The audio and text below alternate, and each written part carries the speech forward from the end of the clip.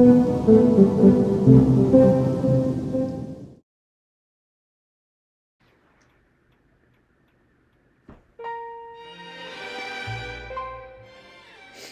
today we are making a toy, and not just any toy, but a Beetlejuice toy, and not just any Beetlejuice toy, but the sculpture, the little sculpture thing that Delia makes. We're gonna make that, but in like, you know, as if we were going to make it into like a 3.75-inch Kenner action figure with a backing card. That's our goal today. And when I say today, I really mean like 3 weeks, because that's how long this took. But anyway, we're just getting to the armature part of the sculpture, which is pretty important because it's going to make the bones of whatever we're going to sculpt. So the annoying little arm parts were horrendous, but important part was that they fit inside little blister bubble, and blister bubble size is important because if we get to the end and it doesn't fit in the blister bubble, that would be very sad. So we just want to keep checking and making sure it's the right size. Anyway, so we can start putting the clay on it, and this is just more of the sculpting process, just getting the clay on the thing and making it look more like the thing that we're trying to make it as, and not as ugly as it is at every stage, because this is, most of the time you're just hoping that it's not as ugly at the end as it is when you're making it, because it just looks awful. But eventually, after a while, yeah, keep going, and it looks okay. Get some little finishing marks and kind of stamping in that texture. I skipped so much of this process, oh my god. But yeah, it was nice that in the end it looks enough like what I want it to look like, so we can move on to the next part of this process, which honestly the sculpting is probably the least stressful, because from here on out it gets a little grisly. The coffin. Just kidding, but not really. It's a Lego tomb. We're making a little tomb for our sculpture, which has been baked at this point, and it is sized appropriately for its little coffin. And since this is a two-part mold, we're putting clay in the bottom. We're going to make sure that the clay is flush to the sculpture, and since there's a lot of limbs on this piece, I would say we want to make sure that it is supported in all those areas, just so that the mold comes out as efficiently as possible. And we're always putting in little impressions so that we can line up it to the other side of the mold when it comes to actually pouring the plastic or the resin or whatever we're using later. But right now it's time to make the first part of the two-part mold, and that is with the silicone. And this is really cheap silicone that I found on Amazon. I'll link it if I remember. But it's equal parts A and B, and I always just kind of line it up to whichever line I'm using in the orange cups, and then you mix it, and I didn't show me mixing it because I'm sick of looking at my hands, and then you get to pour it. And this is a good time to, I think, confess to you that I don't really know what I'm doing. And if you make toys, then you're watching this and you're like, okay, yeah, I could tell you've never made a toy before. And you know what, honestly, I have made a few. Have they come out amazing? No. Is this usually the last time I ever see my sculpture intact, is when I'm pouring the silicone in? Maybe. But you know what, we're just gonna hope for the best, and since I'm from the future, I know that it gets really messy, so yes, I hope we all said goodbye to the sculpture, because that will be the last time we see it intact. But let's see. Okay, now we're putting tape along the sides, because sometimes with these Lego bricks it does tend to leak out, and I like to make sure that it stays in. Okay, this is like 12 hours later. I'm seeing some bubbles, which I should have prevented, but I didn't. And we're about to get ready to do the second side of the mold. So we're going to take off the little Lego mat here. There's our clay from earlier. You can see where some of the silicone has already come through. We're going to take the Legos off. This takes forever, so we're going to skip through it. Here's the first part of the mold. There's the back of the sculpture. Now it looks like I'm gouging it with like dentist tools, but really I'm being pretty gentle, and I'm just trying to scrape the rest of the clay. I hate the clay. I hate the way this clay gets stuck in the molds, but it's really helpful to making sure that it feels supported, so I just try to be patient with it and eventually just get it clean enough, not super clean, but clean enough that I can basically make sure that the mold is going to be, it's going to show the detail of the sculpture, and I'm not too worried about it being stuck on all the blue parts. This is us remaking our tomb, me very indecisively, just trying to figure out where to put the Legos, because as soon as I take it apart, I'm like, I don't even know how this got here in the first place, but anyway. Oh, I'm also putting Vaseline on it at this point because my mold release spray was downstairs and I was too lazy, and foreshadowing, we should have done it anyway, but instead we're just putting Vaseline on it to help make it easier when we take it out. Oh my gosh, deja vu, we're back again. pouring it back in. I just really like watching how it gets poured in there and saying goodbye to the sculpture. So by second half of the sculpture, you'll never look the same again, foreshadowing again, sorry. But, yeah.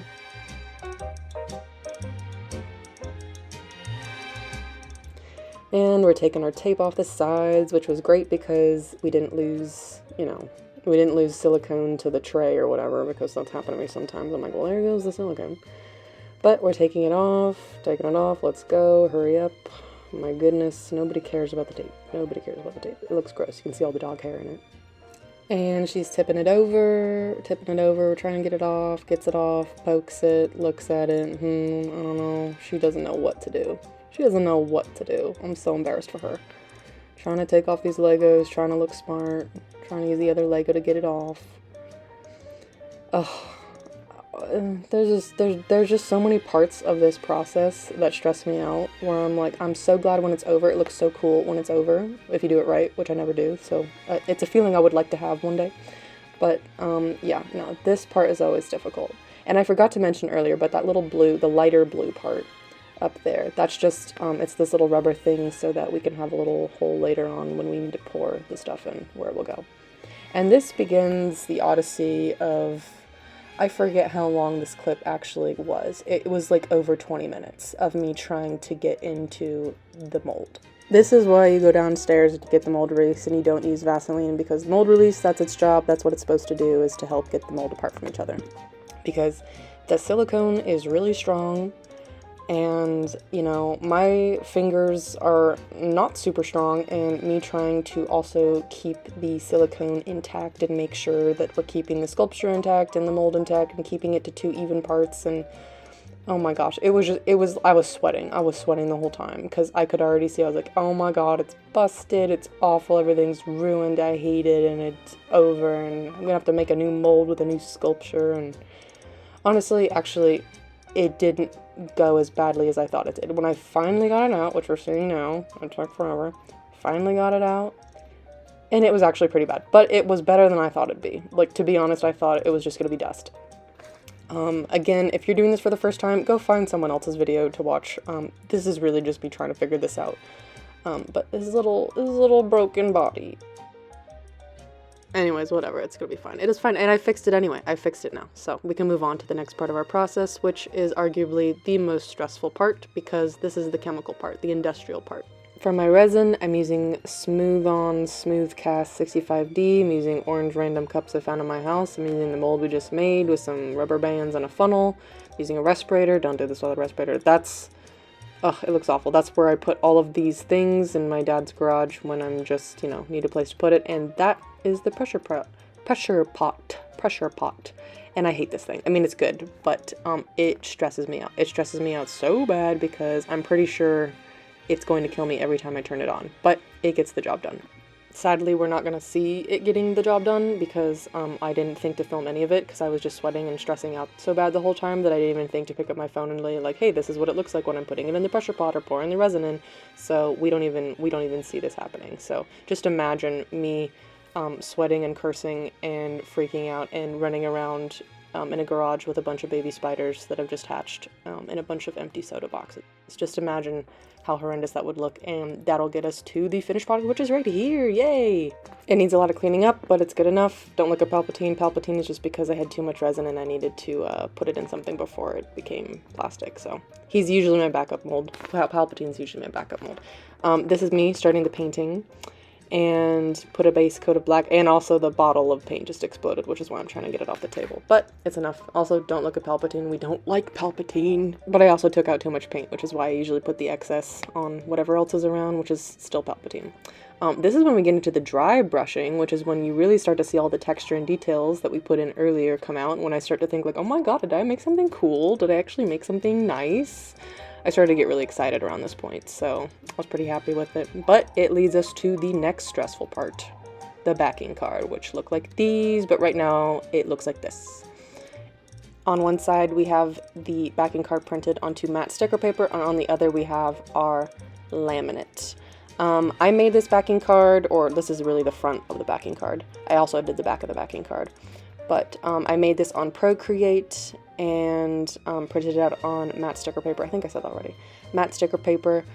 This is part of the process that really stresses me out as well, because this sticker paper can get expensive, the laminate can get expensive, but you want it to look nice and legit, so you just gotta make sure you get it on there, and it's really stressful because air bubbles will be everywhere, and this is me frantically with the bone folder trying to make sure that it's even the whole way down, and it won't be, but it'll be good enough. I'll tell you from the future.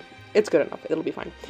But it is kind of just one of the parts of the process that I also am kind of sweating the whole time. I feel like I'm watching back most of this process and thinking, my god, this looks like torture, but in the end I had fun. I think I had fun. And finally got it out, so now it's time to do it again. But this is with the back of the backing card, and I didn't want to show that because the first part stressed me out too much, so we're just going to get to the actual backing of the backing card, which is the bones here. So we're going to make some straight edges so we can line up our edges. And the important thing about the two backing card sticker sheet laminate things we just did, both sides of the paper are perfectly center.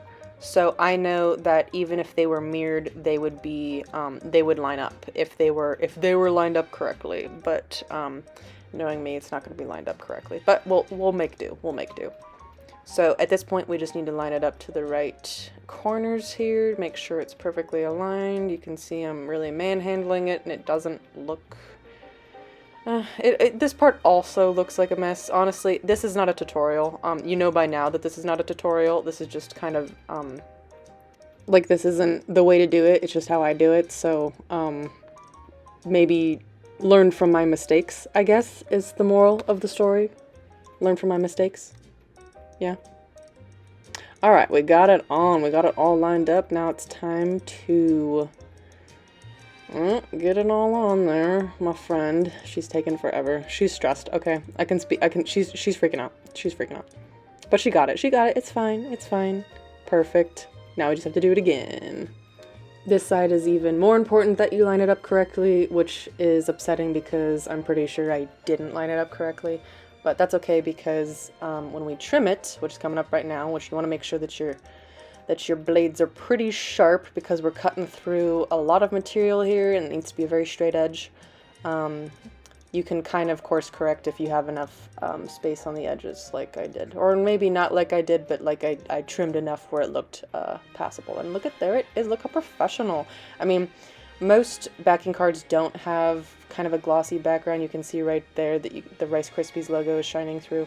But for me, it's passable. For someone that's still new to us, this is the second backing card I've ever made, and I'm pretty happy with it. So from then on, yeah, look at, feel the fantasy, look at there with the bubble.